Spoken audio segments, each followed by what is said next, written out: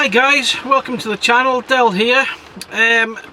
This is just a new series I'm going to be running this year on blogs, really, a bit more vlogging and a bit more chatting about different types of preps and things like that. So today I wanted to cover prepper caches.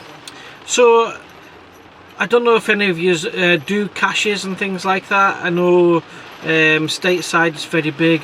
UK it's growing but not quite there. Some of us do caches, some of us don't, and basically just what I wanted to cover was how you do your caches. So, and today I realised that the weather's really bad, and do we really prep caches the way that they're advantageous to our situations? So with caches we tend to focus on food, weapons if you're stateside, water and things like that. So it's basically just the basics. But I don't know if you can hear, but it's wild here. The weather's wild and that here. And I just wondered, have you ever thought about caching but putting clothes in there to help your situation? So a cache. So a cache can be near a location to get you to your bug out location, or near to your camp area, things like that. So so you can keep things there without hauling it everywhere and stuff like that.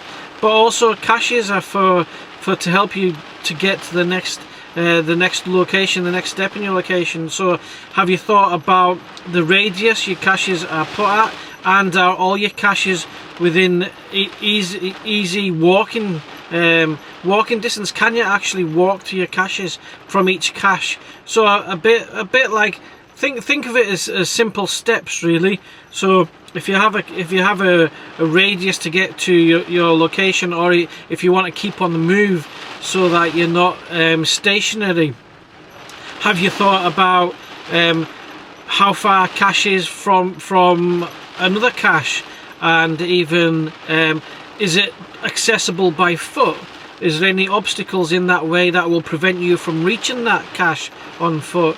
So these are things you need to think about when you're planting prepper caches. And then also the area that you plant the cache, have you thought about if there's weather damage in that area, landslides, what the footfall's like? Is your cache safe from the elements?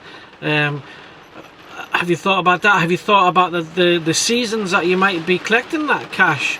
So is it acceptable? Is it accessible in the winter conditions, the same as spring and summer?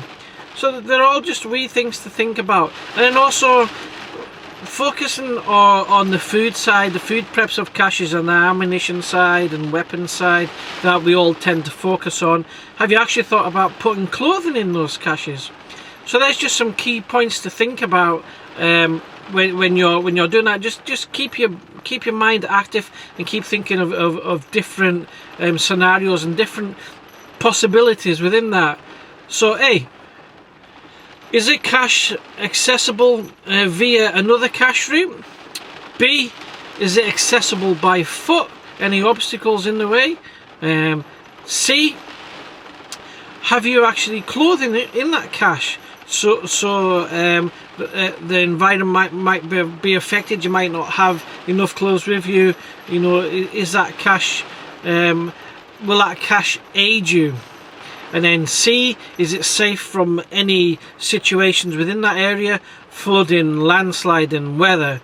So just think about those things, and try and place your caches around those things when you're planting them, when you're stashing them. And again, when you check them, check that nothing's changed within that area that you're planting those caches. So that was just a quick vlog on prepper caches. Any thoughts on that, just leave it in the comments. As always, thanks for watching, guys. I hope to do a lot more this year and do a lot more chatting like this as well. So all criticism welcome, all ideas welcome. So just get the ideas down in the comments, what you do in your caches, even do other videos on it. But thanks a lot. I just wanted to share those thoughts with you. Think about your caches and what they do for you. Thanks guys, stay safe out there. Weather's mental here, but as it is around the rest of the world just now. But stay safe, keep prepping. Preppadel out.